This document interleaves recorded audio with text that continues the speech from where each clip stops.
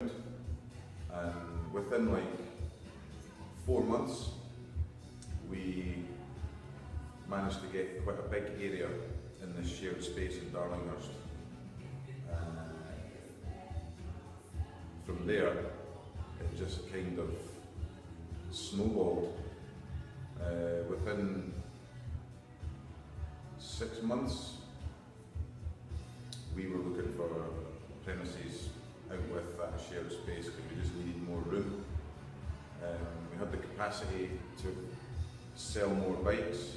The word of mouth thing was just fantastic. I've wasted, in my previous business experience, we've wasted a lot of money on adverts that just didn't work. So through Gumtree, Facebook, and to a certain extent Instagram, we've built up over 1,300 people on our Facebook.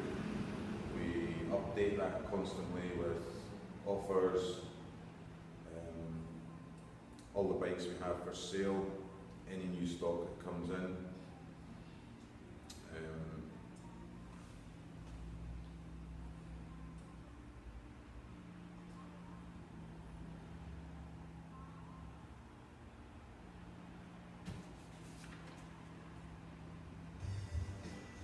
Yeah, sorry.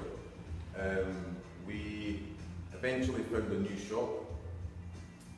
We looked around at various, more of the sort of bohemian, hipstery areas.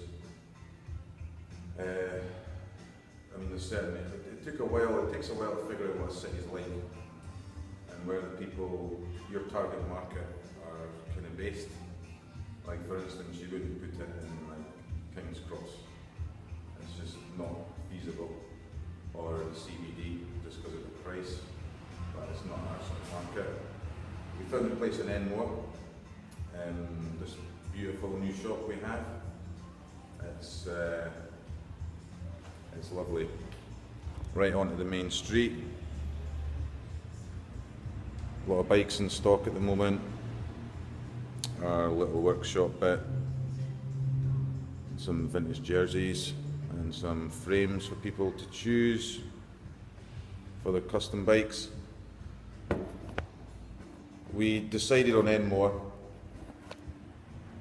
simply because this area is way more bike orientated than car orientated. People are more environmentally aware. There's a lot of students here. A lot of people commute to the city from here because it's not, it's not too far away from the city to commute on a bike. And there's a lot of local families too who leisure cycle. Which brings me to our market. We've got four markets. We have students, we have commuters, hipsters, and leisure riders. The students just need a decent, reliable bike, not for a lot of money, and we provide that service.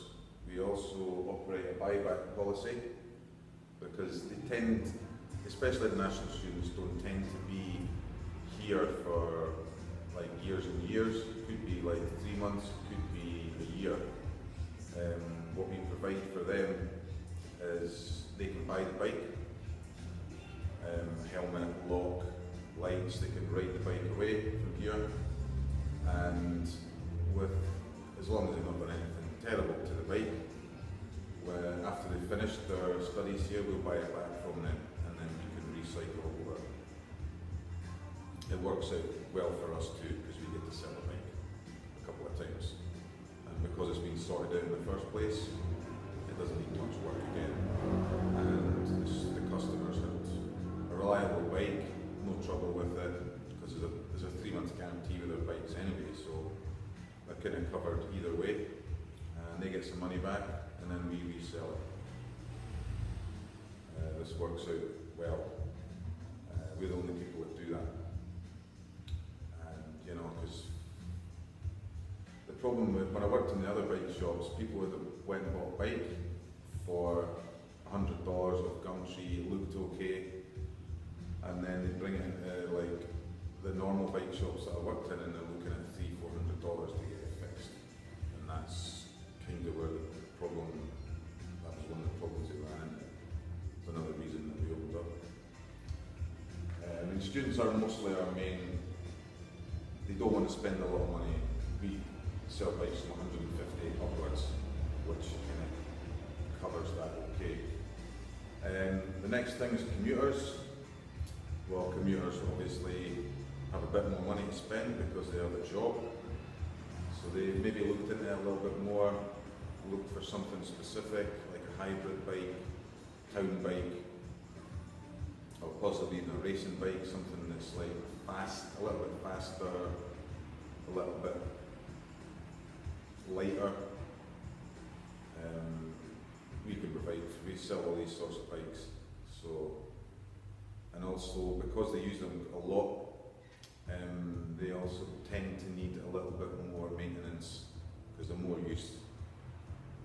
That's what happens, things wear out. So if you can build up like a good relationship, once you sell the bike, they're going to keep coming back to you. We've got repeat customers, we've got a lot of nice customers, good customer base. Generally because we don't take the piss out of them and we don't overcharge. Third group, hipsters. Hipsters are a funny lot. They generally have money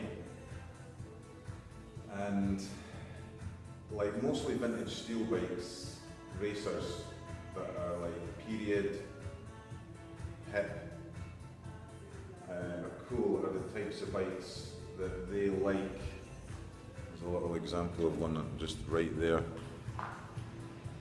This type of bike, early 80s, good condition, also unique because what we do to those bikes, there isn't another one like that in Sydney, probably Australia. So that hip fact draws them in. But it's not just that type of bike, man. Like it could be like a vintage BMX, a vintage mountain bike. The hipster bracket covers everything. And I mean, they would spend up to like $1,000, $200 for something that looks a bit weird, a bit crazy, which is, you know, we like that. Again, hipsters also like the fact that we are sustainable, we're environmentally friendly.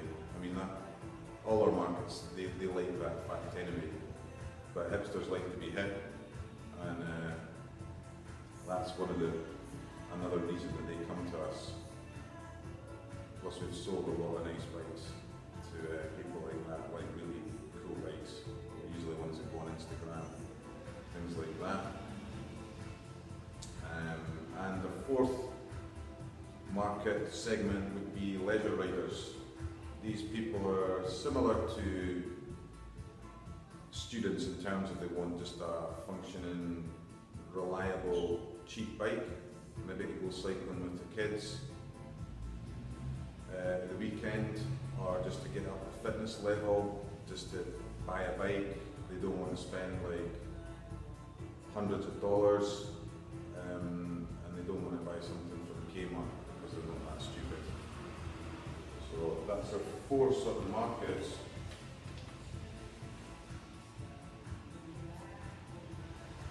The main thing that all our groups have is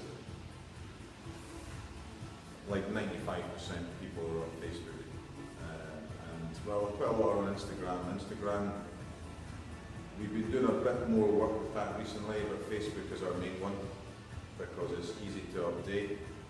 Our Facebook page, sorry, our website is linked to our Facebook page. So every time you put something up on Facebook, it appears on our website. And we've had so much traffic on our Facebook page that we've actually been pushed to, like, it depends, if you put in like used bicycle Sydney, you're at the top now, or used bike Sydney, we're in the top 3 on a Google search now, just over a year. We've also plan to have a bike register. Everyone that buys a bike from us, we will take a photo of it with them, get the details of the bike, serial number and their contact details, including their email address, so if the bike gets stolen, anything like that, we've got a guaranteed come back if someone says like, yeah, this is my bike, I didn't steal it, for the police. And we also have their email address, and we can email them out deals, special offers, and just take care of them. The problem with like bike shops here is there's no sense of from working in them. There's no sense of community. It's just like they want the money. They're not too bothered. Me, I've got a couple of nice bikes, and I've got a lovely shop in Enmore and in Australia, so I'm quite happy. This is what means a lot to us. Plus we love bikes, man. I love my bike.